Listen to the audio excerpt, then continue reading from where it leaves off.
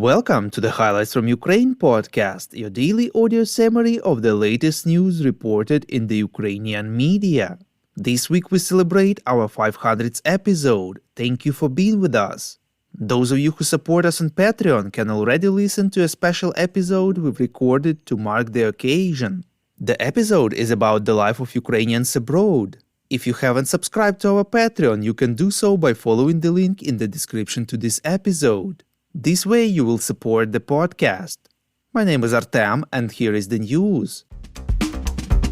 For 483 days, Ukraine stands strong against the forces of the Russian invasion. The Ukraine Recovery Conference started yesterday in London. British Prime Minister Rishi Sunak announced a new economic aid package for Ukraine that consists of $3 billion loan guarantees with the World Bank, reports Ukrainska Pravda. He informed about the launch of a new military risk insurance system aimed at helping businesses invest in Ukraine, as well as a new British-Ukrainian technological bridge to enhance business cooperation between countries. The head of the British government also talked about the launch of the Ukraine Business Compact initiative, which should contribute to the recovery of Ukraine.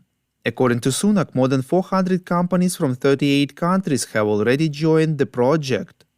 U.S. State Secretary Antony Blinken, during his speech, announced U.S. plans to allocate $1.3 billion in financial aid to Ukraine.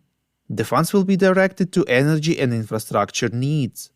President of the European Commission Ursula von der Leyen said that the EU will cover 45% or $50 billion of all financing needs of Ukraine until 2027.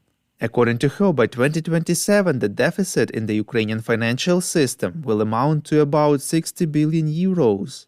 The needs for rapid recovery will amount to about 50 billion euros. This means that the total deficit will amount to 110 billion euros by 2027.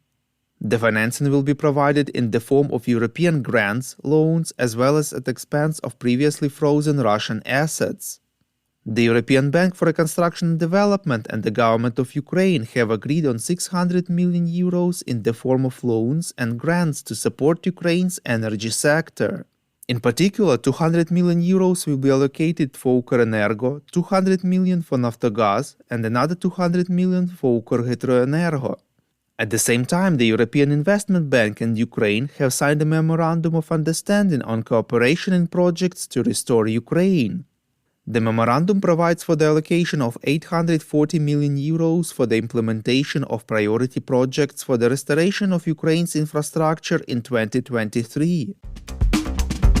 Prime Minister of Ukraine Denis Shmyhal announced that the Ukrainian government is preparing a mechanism that will allow confiscation of up to $500 billion of Russian assets frozen in the Western countries, reports LBUA. At the Ukraine Recovery Conference in London, he said that the confiscation of Russian assets should become the main source of obtaining funds for the reconstruction of Ukraine. We would really appreciate if you could recommend us to your friends and family, as well as share information on social media. This way more people would learn about the podcast and truth about Russia's invasion of Ukraine. In London, First Deputy Prime Minister, Minister of Economy Yulia Sviridenko said that Ukraine aims to increase its GDP to $1 trillion in 10 years, reports Interfax Ukraine. According to the estimates of the Ministry of Finance, in 2022, the GDP of Ukraine have fallen from more than $200 billion to $161 billion. Growth in 10 years to $1 trillion means an annual increase of the nominal GDP of Ukraine in dollars by 20%. Sviridenko noted that the recovery of Ukraine will require from $500 to $900 billion, a significant part of which will be private investments. The Deputy Prime Minister added that Ukraine also aims to implement a green transition, increase the production of green energy, create full cycles from mining to production of finished products from critical materials. In his evening video address, President of Ukraine Volodymyr Zelenskyy informed that Ukrainian forces are advancing in the south. Earlier in an interview with BBC, Zelenskyy explained that it is difficult for Ukrainian forces to make gains because Russian troops laid mines across 200,000 square kilometers of Ukrainian land, reports Ukrinform. Some people think we're in a Hollywood movie and expect immediate results. It's not like that, he stressed. The head of state added that Ukraine will never agree to a frozen conflict or negotiate with Russia while its troops are still in Ukraine, including Crimea, reports Glawred.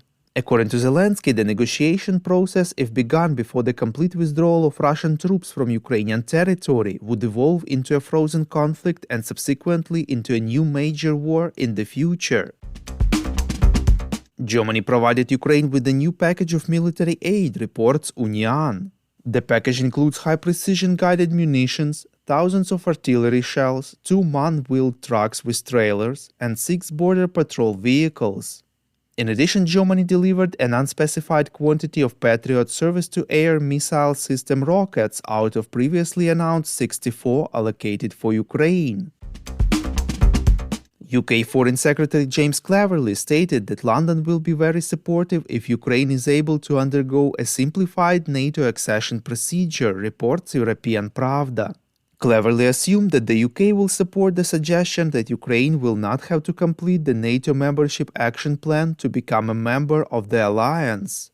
The process of the Membership Action Plan requires the candidate states to receive assessment and advice as they take steps aimed at attaining the NATO criteria in defense and other sectors. If Ukraine skips this stage, it will be in the same category as Finland, the new NATO member. As opposed to this, Northern Macedonia had been fulfilling its Membership Action Plan for 20 years before becoming a member in 2020. Thank you for listening to the Highlights from Ukraine podcast. We are a commercial initiative of just 2 people and we need your help to grow. Share information about the podcast, rate us in the app, subscribe to our Patreon. With your support, we are getting better.